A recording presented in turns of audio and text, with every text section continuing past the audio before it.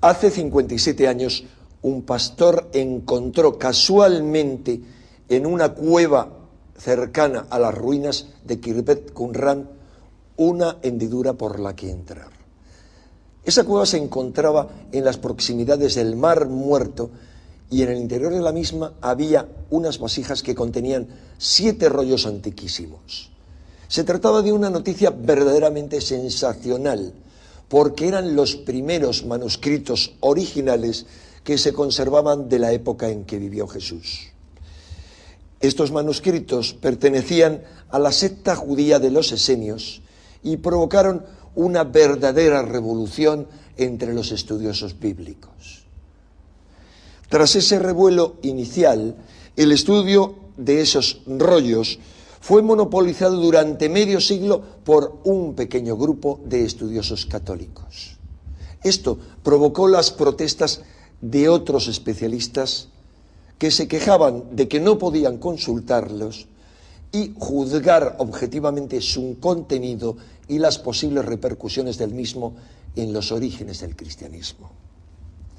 La polémica culminó con la publicación de un libro cuyo título es suficientemente provocador: El escándalo de los rollos del Mar Muerto, las revelaciones que hacen temblar al Vaticano. ¿Había lugar para semejante escándalo?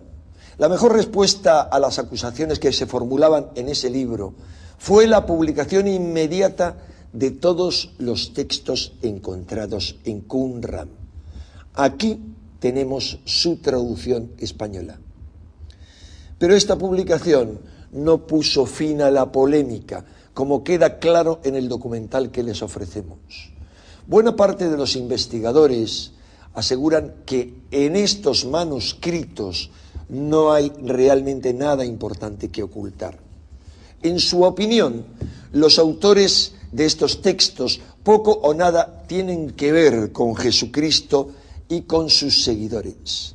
Otros sostienen, por el contrario, que estos rollos nos informan del contexto apocalíptico en el que surgió el cristianismo y confirman que sus raíces son genuinamente judías. Según estos expertos, el Jesús visto como Hijo de Dios que propone San Pablo tiene poco que ver con la fe sustentada por esas primeras comunidades judeocristianas. Como veremos en el documental, aún siguen vigentes muchas de las preguntas que se han planteado sobre el contenido de estos manuscritos y sus repercusiones en lo que sabemos acerca de los orígenes del cristianismo. ¿Quiénes fueron los redactores de estos manuscritos?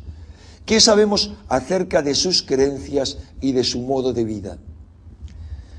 ¿Contienen algo que justifique el que hayan estado tan envueltos en la polémica? ¿Existe realmente algún motivo por que hayan tardado tanto tiempo en publicarse todos estos textos? ¿Acaso fueron esenios Jesús y Juan el Bautista, como algunos han asegurado, o al menos se vieron influidos por las ideas de los esenios? ¿Pudo ser San Pablo el embustero que se menciona en algunos de estos textos esenios? Nuestra intención al ofrecerles este documental es que puedan extraer sus propias conclusiones sobre un tema tan apasionante como los orígenes de nuestra fe, un tema del que volveremos a ocuparnos en los próximos meses.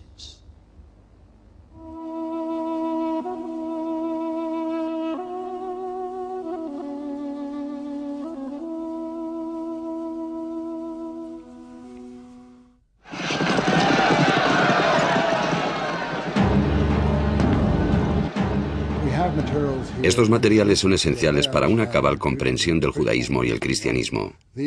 Se trata de documentos que arrojan luz sobre los orígenes de estas dos religiones.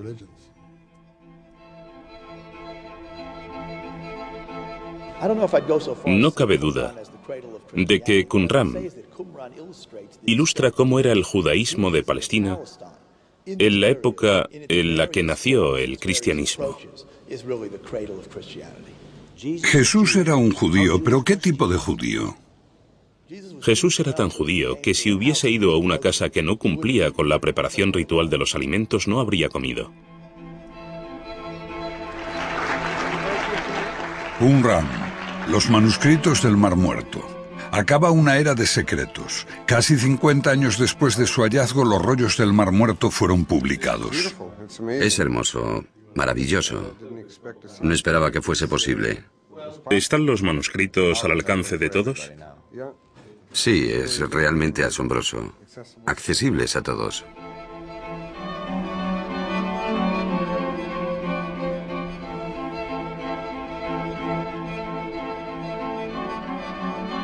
El clan Taamire de beduinos conocía el camino de memoria. Durante generaciones sus ancestros habían llevado los rebaños a través de las lomas del desierto de Judea, junto al Mar Muerto. En 1947 el joven Mohamed Adi, apodado El Lobo, busca una cabra perdida. Al menos esa es la historia preferida. O tal vez estaba buscando viejos objetos para venderlos a los comerciantes de Belén.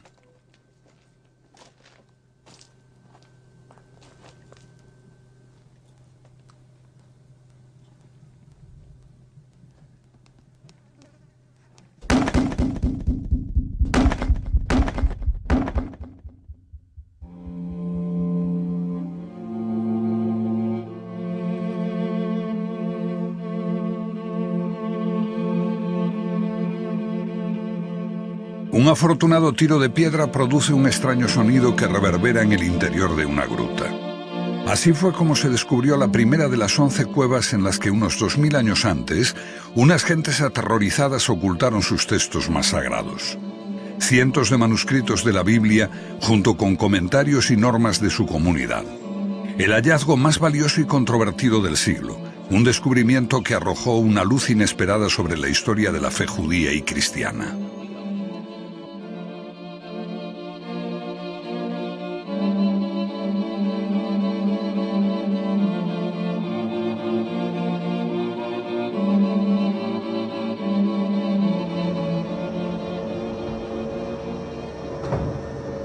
Las catacumbas del Museo Rockefeller en Jerusalén son el mayor depósito de pergaminos y pequeñas piezas, textos y fragmentos de los manuscritos del Mar Muerto.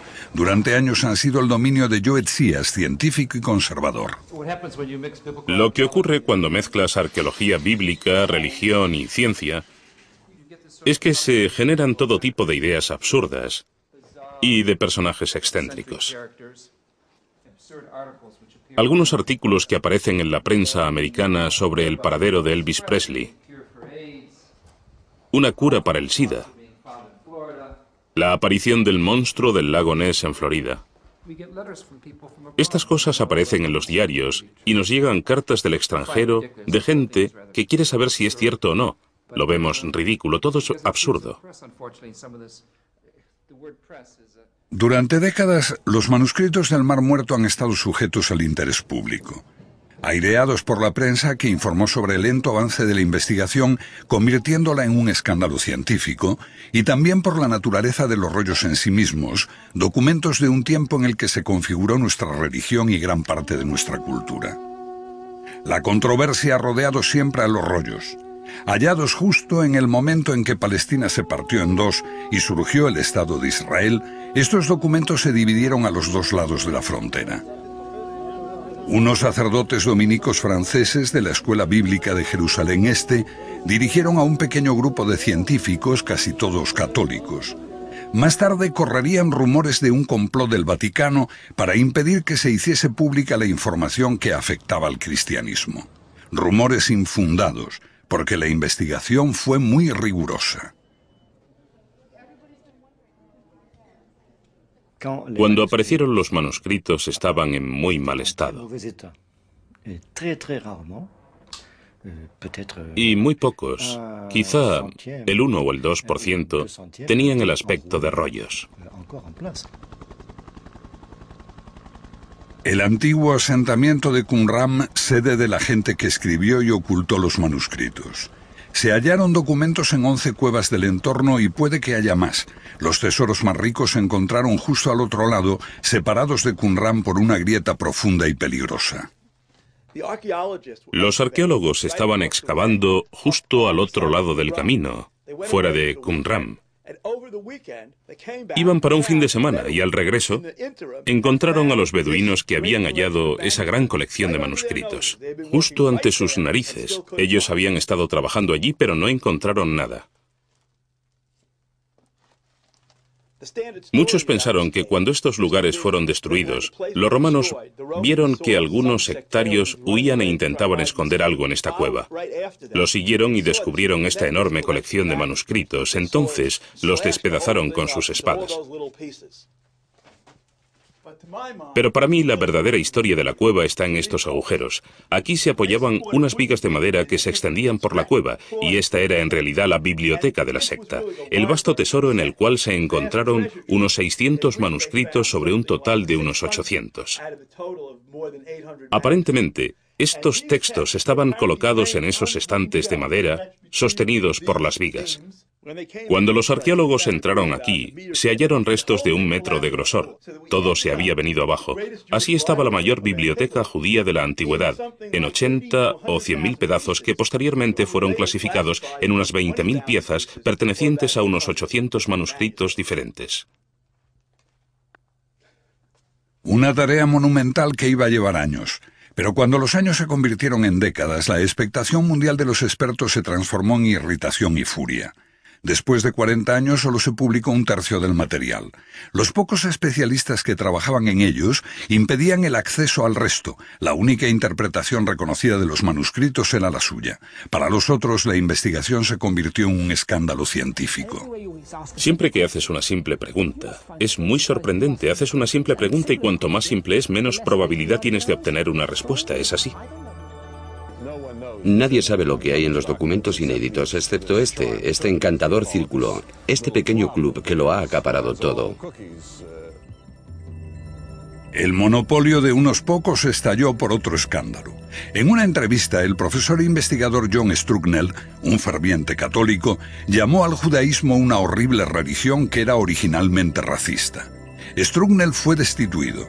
Las autoridades israelíes abrieron el estudio de los manuscritos a la ciencia y se preparó una completa publicación en microfichas. En buena medida, esto vino forzado por el activismo de unos especialistas que rompieron el monopolio publicando ediciones piratas con fotografías de los manuscritos. Mientras tenías el monopolio, tenías la interpretación oficial. La interpretación oficial era la teoría oficial, la teoría esenia. Ahora vayamos a la interpretación de los rollos. Actualmente todo está disponible y esto cambia toda la situación. Y creo que lo que vemos es totalmente nuevo, casi como una refundación de los estudios sobre los manuscritos del Mar Muerto. Ahora llegamos a la batalla de la interpretación de los rollos, el punto donde convergen todas las batallas.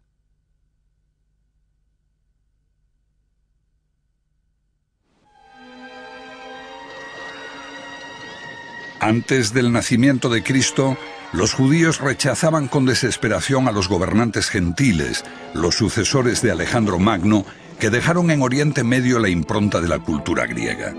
Algunos de esos gobernantes quisieron erradicar el judaísmo quemando las escrituras, erigiendo estatuas paganas en el templo para realizar ritos orgiásticos. Las mujeres que habían hecho circuncidar a sus hijos eran asesinadas con sus bebés. Bajo los macabeos, los judíos consiguieron la libertad, pero por poco tiempo. 50 años antes de Cristo, el romano Pompeyo ocupa Palestina y vulnera la fe judía entrando en el Sancta Sanctorum del templo, reservado solo para Dios. Muchos vieron la llegada de Roma como el final de los tiempos. Este final traería la catástrofe, pero también un Mesías que guiaría a los judíos en una guerra final contra el mal. Roma reservaba sus más horribles formas de ejecución para los mesías, y había varios. Crecía una expectación febril. El sentimiento de que algo dramático estaba a punto de ocurrir estremecía a los judíos. Muchos se retiraron para prepararse para este final de los tiempos. Un historiador romano llamó esenios a esos que se iban al desierto cerca del Mar Muerto. Vivían en apacible reclusión, solo con las palmeras por compañía.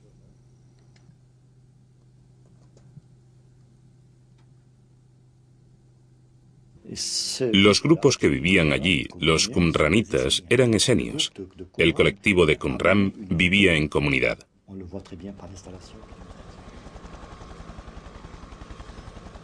Los padres dominicos de la escuela bíblica veían Qumran como un lugar solitario en el desierto para apacibles monjes célibes dedicados a piadosos estudios que compartían sus pertenencias y eran guiados por un maestro. Algo parecido al actual monasterio que hay cerca de Qumran.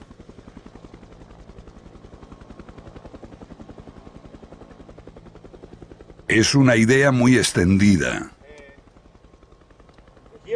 Aquí en Qumran estamos viendo la sala de los calígrafos, que es la auténtica habitación donde se escribieron los manuscritos sagrados hace más de 2000 años. Es en esta habitación donde esos escribas trabajaban duro. La mayoría cree que los rollos se escribieron en esta sala, pero ahora sabemos que se redactaron en muchas partes a lo largo de todo el país y luego se trajeron a Qumran. En un determinado momento se escondieron en las cuevas. ¿Por qué esos especialistas creían que hubo un escritorio en Qumran? Porque un escritorio es una sala para copiar manuscritos típica de un monasterio, y como la mayoría de esos especialistas provenían de ambientes monásticos, interpretaron las ruinas de Qumran como un antiguo monasterio. Ellos descubrieron el cementerio allí, pero la parte más interesante es la otra, con cerca de 1000 tumbas humanas, de las que se descubrieron 4 pertenecientes a mujeres. Ha habido muchas discusiones sobre este cementerio, porque entre el 30 o 40% de las tumbas eran de mujeres y niños. Esto parece crear tremendas dudas sobre la idea de que era una secta célibe. Y cuando lees los manuscritos, encuentras un texto que afirma que se podía tener relaciones sexuales antes del matrimonio desde los 18 años. Entonces, resulta bastante obvio, para mí al menos, que este grupo no era célibe. ¿Por qué se les identificó con el celibato?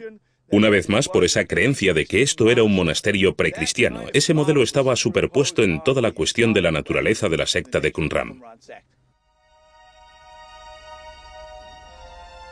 Aquí surge una imagen diferente. Unos manuscritos similares se hallaron en Masada. Aquí, unos judíos fanáticos, hombres, mujeres y niños, se suicidaron antes que rendirse a los romanos. Esa llamada a la combatividad fue recogida en los rollos. Marchando a la batalla, escribirán en sus estandartes la verdad de Dios, la guerra de Dios, la venganza de Dios, el juicio de Dios, el poder de Dios. Es un grupo de intoxicadores sobre su idea de Dios. Totalmente intransigente, están llenos de justa indignación y entusiasmo, jamás transigirán. Todos fueron dispuestos a morir, sin duda, por eso los manuscritos se escondieron en las cuevas, porque ninguno sobreviviría. Esos esquivos esenios jamás se mencionan en el gran compendio de la literatura rabínica, ni en el Nuevo Testamento, ni en los rollos. Sin duda, no en los rollos. Allí está Chasidim y lo que quieras. En una conferencia celebrada en 1993, los especialistas abandonaron la vieja teoría de una pequeña secta precristiana piadosa y pacífica. Llegamos a la conclusión de que representan una gran corriente que se oponía a la corriente racionalista que se desarrolló en el judaísmo rabínico. Qumran es solo una pequeña parte de ese movimiento, la segunda corriente en importancia. Es una literatura amplia, la más importante. Unos 800 textos desconocidos antes. No es un movimiento menor y aislado. Es la literatura del movimiento de oposición en el período del Segundo Templo. Oposición en tiempos de la llegada de los herodianos y los romanos a mediados del siglo I a.C.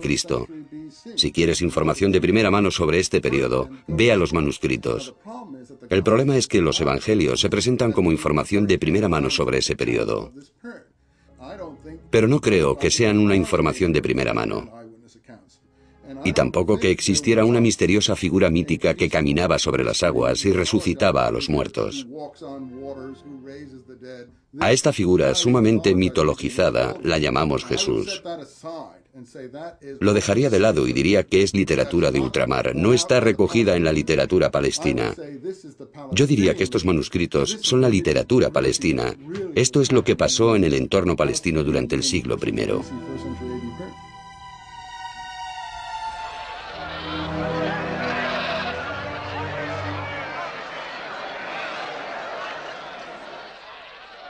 Palestina. Un caldero hirviente de fariseos, saduceos, celotes, zadoquitas, ebionitas, de sectas enfrentadas, grupos, partidos.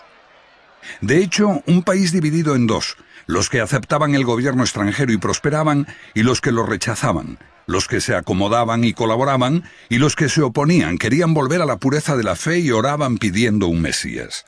En los manuscritos se conserva la voz de estos últimos. El Mesías, junto a los pobres, surgirá del polvo. Como una fuerza vengadora, destruirá a los ejércitos extranjeros y erradicará la iniquidad de la tierra.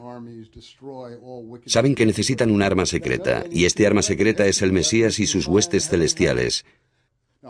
Pero yo no creo que hubiese muchos buenos guerreros, no creo que estuviesen armados y preparados para pelear, ni siquiera que pensasen que debían hacerlo. Creían que si eran totalmente puros, los ángeles lucharían por ellos.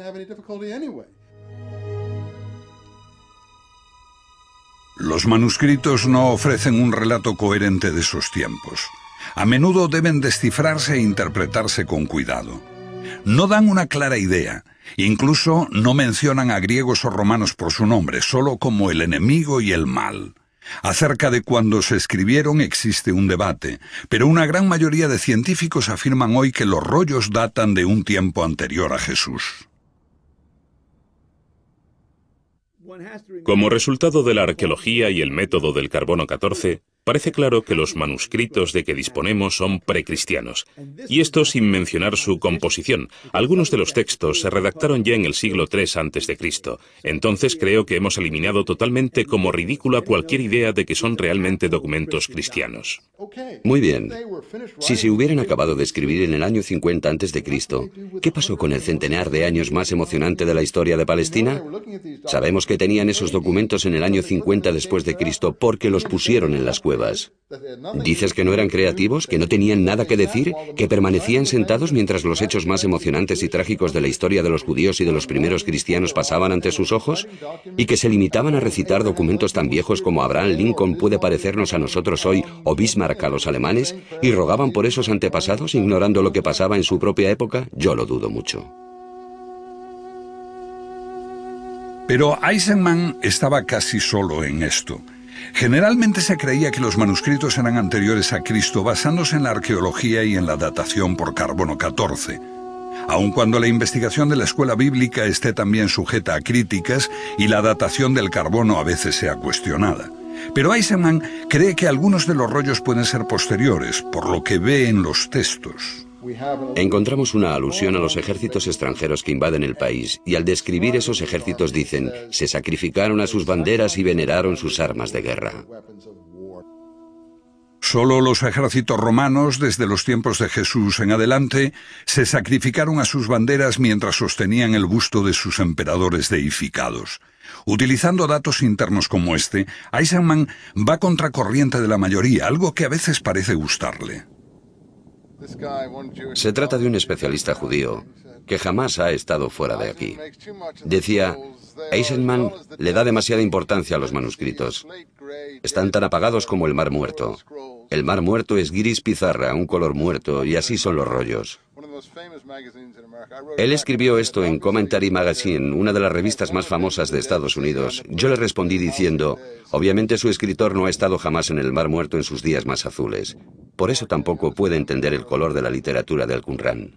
Eisenman ve que los temas comunes y paralelos entre los manuscritos y los orígenes del cristianismo son demasiado evidentes como para rechazarlos por completo. Al otro lado del Mar Muerto está Qumrán. Y detrás de nosotros está la fortaleza de Herodión, donde Juan el Bautista fue ejecutado.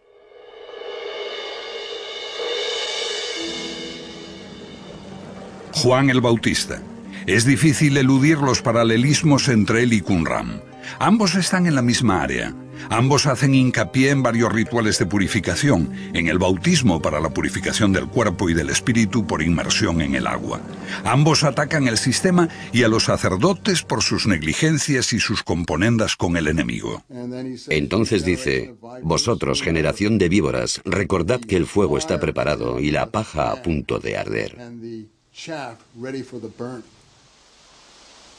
Juan se prepara en el desierto para la llegada del Mesías precisamente como está escrito en los manuscritos. Se separan de sus casas. Separar significa abandonar la zona contaminada por hombres impios. Y se marchan al desierto para preparar el camino del Mesías. Así está escrito. Prepara en el desierto el camino de nuestro Señor. Haz una senda recta en el desierto para nuestro Dios. Ambos maldicen a los gobernantes por sus vicios.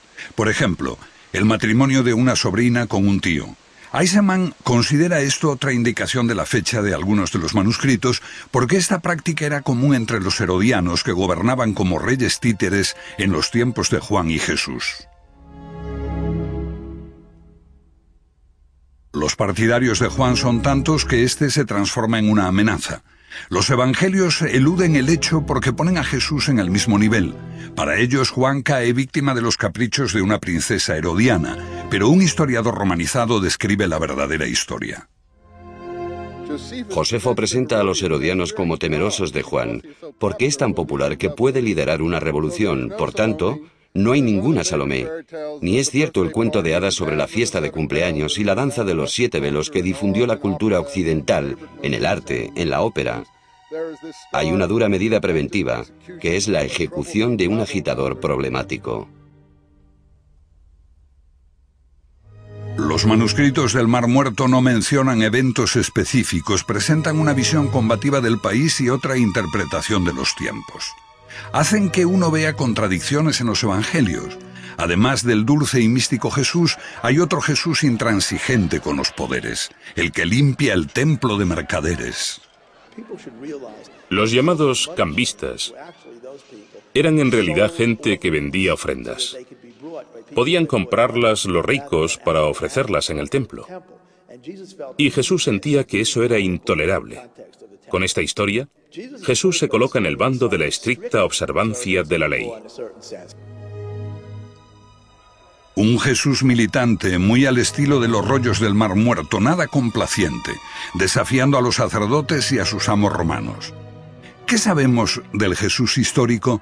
Lo describen con acierto los evangelios. Jesús entrando en Jerusalén en un humilde asno blanco. En la tradición judía, por lo menos lo que sé por fuentes posteriores, existía la idea de que el Mesías llegaría en un asno blanco. Y por lo tanto parece que los evangelios colocan a Jesús en este asno blanco para simbolizar que es el Mesías. Igual que sitúan su nacimiento en Belén, que es el lugar de nacimiento del rey David, cuyos descendientes se esperaba que ocupasen el trono mesiánico. Los historiadores creen ahora que Jesús vino probablemente del norte, de Galilea, no de Nazaret, porque ese lugar no existía entonces. Ese epíteto debe venir de Nazarini, que significa guardián de la ley. Los evangelistas son capaces de todo para hacerlo nacer en Belén. El Evangelio de Lucas, por ejemplo, dice que no hay sitio en la posada. Este texto lleva a la familia hasta Belén, cuando están viviendo en Nazaret y no encuentran sitio en la posada. Así tenemos la imagen de Jesús favorita, que nació en un pesebre. Esto lo contradice el Evangelio según Mateo, porque en Mateo la familia de Jesús no vive en Nazaret, vive en Belén, y ese es el escenario de Herodes. Tenemos la imagen de la familia de Jesús viviendo en Belén y a Herodes queriendo matar a los niños judíos. Se describe a la Sagrada Familia huyendo de Belén. Dada la naturaleza contradictoria de la información, lo que podemos preguntarnos, ¿qué sabemos de Jesús? Absolutamente nada. Porque toda la información se contradice a sí misma, hasta el punto de convertirse en nada.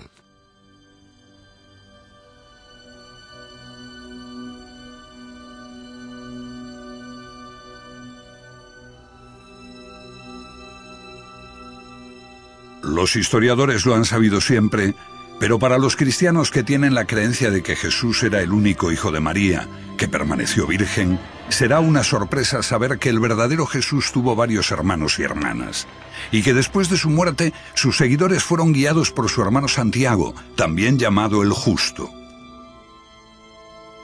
Eisenman cree que algunos de los manuscritos y esta iglesia primitiva de Santiago tienen mucho en común.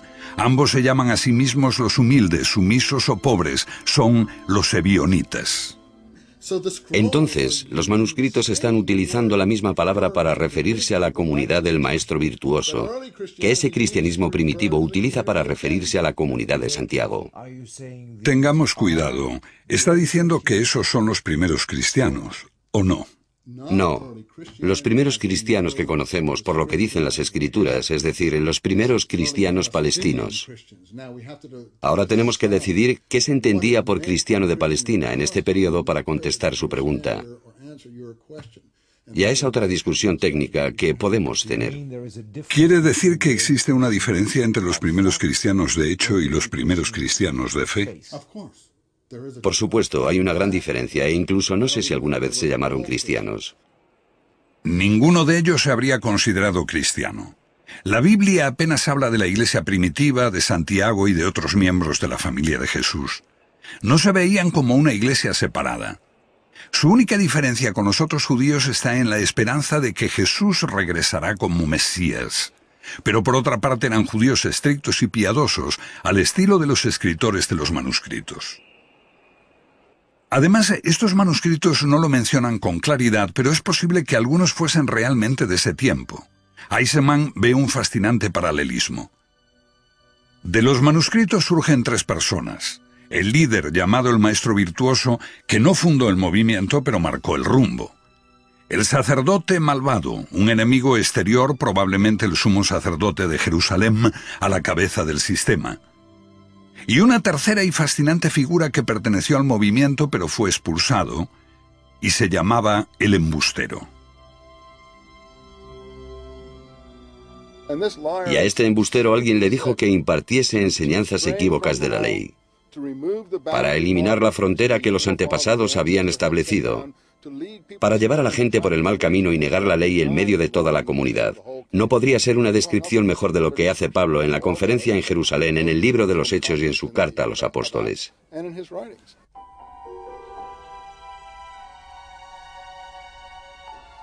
San Pablo, considerado como un embustero, los evangelios narran cómo Pablo, enviado por el sumo sacerdote para arrestar a los seguidores de Jesús, se convierte gracias a una visión cegadora camino de Damasco. En los manuscritos del Mar Muerto, Damasco es utilizada como un nombre clave para mencionar la región donde están situados los campamentos en el desierto. Lo que algunos especialistas han propuesto es que Damasco es un distrito dentro del sistema administrativo romano y otro término para designar la región de Qumran. Se trató de una conversión, las creencias de Santiago, pero que después le crearon conflictos, aunque muchos estudiosos, incluido Larry Schiffman, rechazan categóricamente relacionar ambas cosas. Esta teoría se ajusta a la historia. Según podemos reconstruir, parece que muy pronto se desarrollaron dos corrientes. Una, personificada por Santiago el Justo, que quería mantener el cristianismo como una forma de judaísmo, practicando todos los ritos judíos. La otra pretendía ver al cristianismo como un movimiento mundial y ponerlo fuera de Palestina y fuera de la comunidad judía. Y esto, por supuesto, es lo más conocido de las escrituras de Pablo. En esta confrontación entre Santiago y Pablo tenemos el verdadero epítome de lo que se dice de Qumran. En la carta de Santiago dice que si quebrantas un pequeño punto de la ley, eres culpable de quebrantarla toda. Por lo tanto, sé un mantenedor, no un quebrantador. Sé un hacedor. Todas estas palabras las encontramos en el vocabulario de Qumran. Santiago es un cabal representante de la escuela de pensamiento de Qumran. Tiene un compromiso con las leyes del país, con su independencia, resistencia al gobierno extranjero, resistencia al sacrificio extranjero en el templo, resistencia a todo lo extranjero, y Pablo es todo lo opuesto. ¿Qué dice San Pablo? Pablo dice lo opuesto. La vía de Pablo lleva el cristianismo a los gentiles. Pablo dice que todos somos iguales en Cristo Jesús. Pablo representa el cosmopolitismo helenístico. Pablo ha llegado desde la lejana ciudad de Tarso, años después de la muerte de Jesús, de un mundo de griegos y romanos. Es de buena familia y tal vez lejanamente relacionado con los herodianos. No rechaza a los romanos, al contrario, es incluso ciudadano de Roma y está protegido por su poder. Esos grupos contrarios a Pablo utilizan el mismo lenguaje de Qumran, llamándole un enemigo, un adversario, un embustero, un lenguaraz. Son las mismas expresiones que encontramos en Qumran.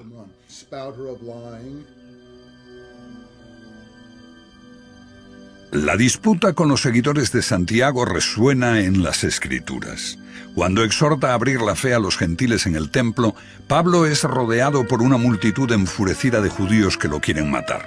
Los soldados romanos lo salvan. De la pluma de Pablo surge otro Mesías, respetuoso con el poder, que invita a poner la otra mejilla y a dar al César lo que es del César.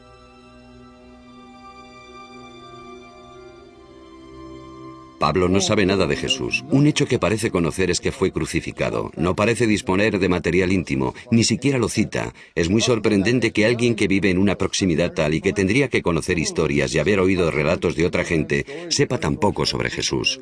La figura que Pablo sí conoce es la que revela cosas desde una morada celestial. La figura que él llama Cristo Jesús está en los cielos.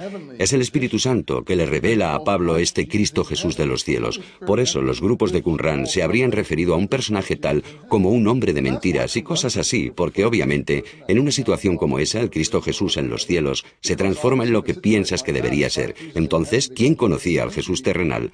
Bueno, gente como Santiago, la persona que vivió con él, que ocupó su lugar y fue martirizado como parece que lo fue. Por eso, yo digo que una vez encontrado el Santiago histórico, en realidad has hallado al Jesús histórico. Pablo difunde su palabra fuera, lejos de la iglesia de Santiago. Una misión que se adapta mejor al mundo de los gentiles, griegos y romanos. El mensaje de un Cristo para todos, un Jesús más suave que el Mesías de los manuscritos del Mar Muerto.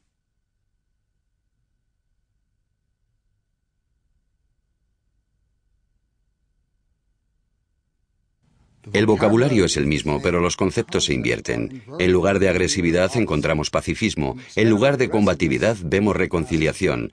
En vez del mesianismo apocalíptico, tenemos un mesianismo espiritualizado. En vez de un Mesías guiando a las huestes celestiales en una guerra apocalíptica contra el mal de este mundo, vemos a un Mesías que hace milagros, a una figura sobrenatural. La respuesta es muy simple. El poder romano impuso un movimiento mesiánico no amenazador, no combativo y no agresivo que podría tolerar. Los manuscritos se rechazaron porque daban otra interpretación. La gente que conservaba estos manuscritos se negaban a ser parte de ese acuerdo. De hecho, eran muy contrarios y pagaron el precio final. Creo que una de las razones de que los manuscritos estuviesen en una cueva es porque nadie pudo regresar y recogerlos, lo que quiere decir que todos perecieron.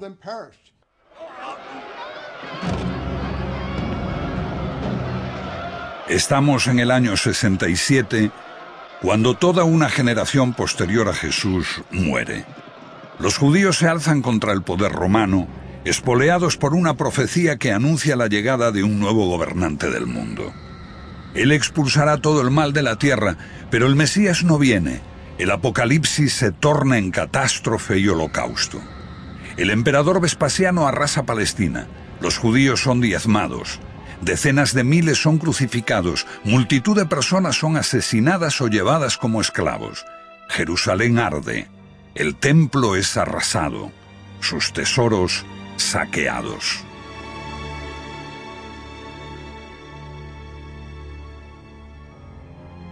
En este holocausto, los escritores de los manuscritos desaparecen y la iglesia de Santiago se evapora. Lo que queda son las comunidades que Pablo había creado. Serán el modelo del futuro cristianismo y los evangelios. Sin el testimonio de ningún testigo ocular, escritos por apóstoles separados de la vida real de Jesús por una o más generaciones y por la grieta del holocausto. Los evangelios de Marcos y Lucas fueron escritos entre los años 70 y 90 después del alzamiento, el de Mateo entre el 80 al 100, y el de Juan más tarde incluso 3 o 4 generaciones después de Jesús. ¿Qué credibilidad tienen los evangelios? Un hecho crucial para los cristianos es la resurrección. ¿Cómo se describe esta? En Marcos, 3 mujeres ven a un joven vestido de blanco. En Lucas, 3 mujeres y 3 hombres ven a 2 hombres con trajes brillantes. En Mateo, 2 mujeres ven un ángel. Y en Juan, solo María Magdalena ve a 2 ángeles. Al compilar su Nuevo Testamento, la Iglesia de Pablo tuvo muchos testimonios contradictorios entre los que elegir, y mucho lo decidió la política del momento. La selección necesitaba tener un amplio atractivo y excluir lo que no agradase a los gentiles. Necesitaría afirmar una ruptura con el judaísmo y desviar la atención de la iglesia original de Jerusalén y trasladar cualquier culpa de los romanos en la muerte de Jesús a los judíos. Así, Jesús casi se transforma en un no judío.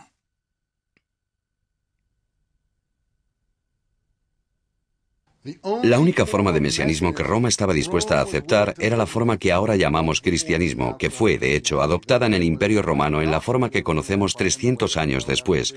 La única forma de judaísmo que Roma estaba dispuesta a aceptar es la forma de judaísmo que conocemos ahora. Y esas son contradicciones para el judaísmo. Es decir, el judaísmo fariseo que se adueña del judaísmo rabínico. Entonces, las contradicciones para el judaísmo son tan extremas como lo son para el cristianismo, porque ambas tienen la misma visión farisíaca hacia el poder romano que he estado señalando, y que es la de la aceptación. La estrella de la profecía es utilizada por su fundador, un oscuro rabí. La mayor parte del mundo no ha oído jamás su nombre, Rabí Jochanan ben Zocha. Los judíos lo conocen, pero otros apenas lo conocen. Se dice en los materiales talmúdicos que salió de incógnito de Jerusalén en un ataúd en los tiempos de la guerra con Roma, entre el 67 al 70 después de Cristo. Él disparó una flecha al campo romano diciendo: el rabí Jochanan es amigo del emperador. Eso revela la orientación del partido fariseo. Estaban con los romanos. Entonces es llevado al campo romano y revela la profecía mesiánica a Vespasiano. Vespasiano es el futuro emperador romano y será quien destruya Jerusalén, el padre de una nueva familia imperial llamada Flavio. El líder, el general de los romanos. Sí, y le dice: eres el gobernante del mundo llamado desde Palestina para gobernar al mundo.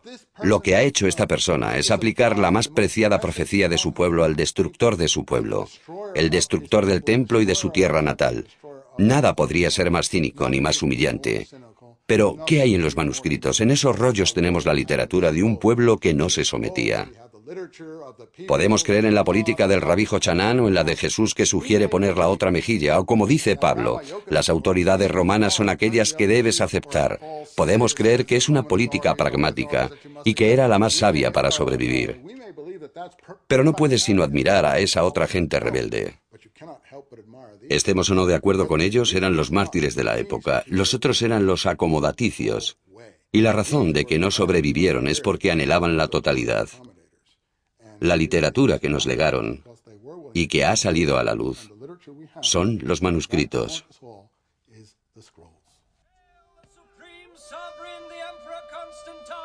Nicea, año 324, 3 siglos después de Jesús.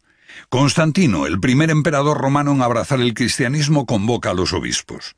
Existen disputas teológicas sobre la verdadera naturaleza de Jesús, hombre o Dios. Lo que decide Constantino se convertirá en la base del credo cristiano hasta hoy.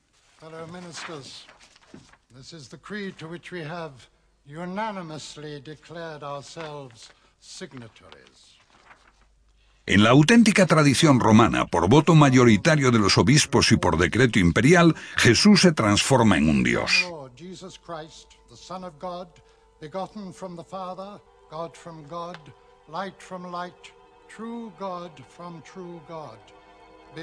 El rumbo iniciado por Pablo concluye: todas las voces disidentes son silenciadas.